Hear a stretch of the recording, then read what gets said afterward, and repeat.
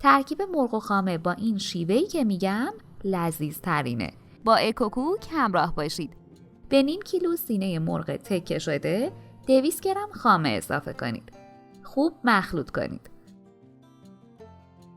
برای اینکه کانالمون رو گم نکنی و از آموزش‌های جدیدمون خبردار بشی، دکمه سابسکرایب و زنگوله کنارش رو حتما بزن.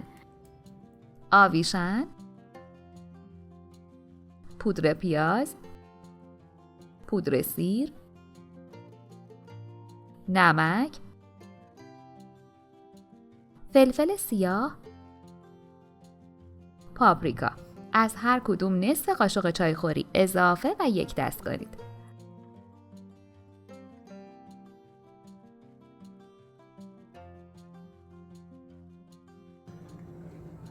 آب نصف لیمو ترش تازه بریزید و خوب هم بزنید.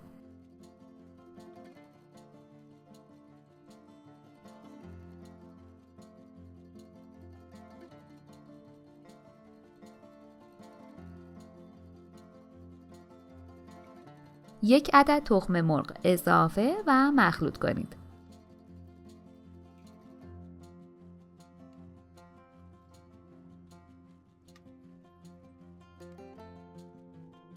یه ساعت داخل یخچال بذارید تا استراحت کنه.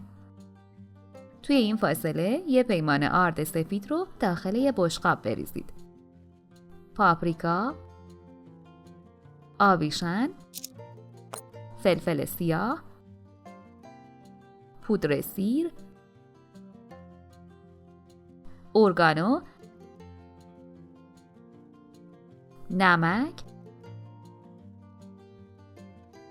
پودر پیاز، از همش نصف قاشق چایخوری اضافه و ترکیب کنید.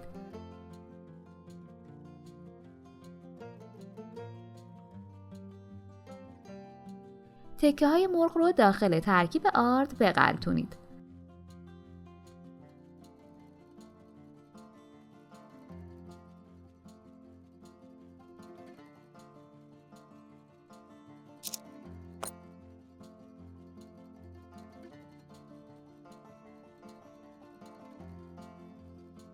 داخل تابه روغن بریزید.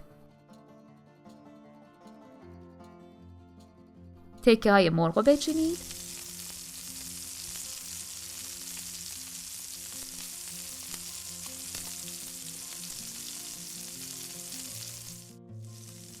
برگردونید تا طرف دیگه‌ش هم سرخ بشه.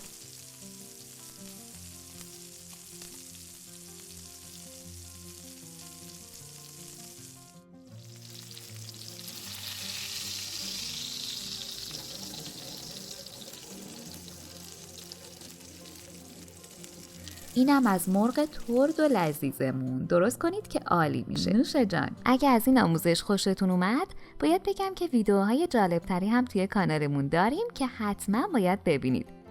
لطفاً برای حمایت از ما لایک و سابسکرایب رو فراموش نکنید.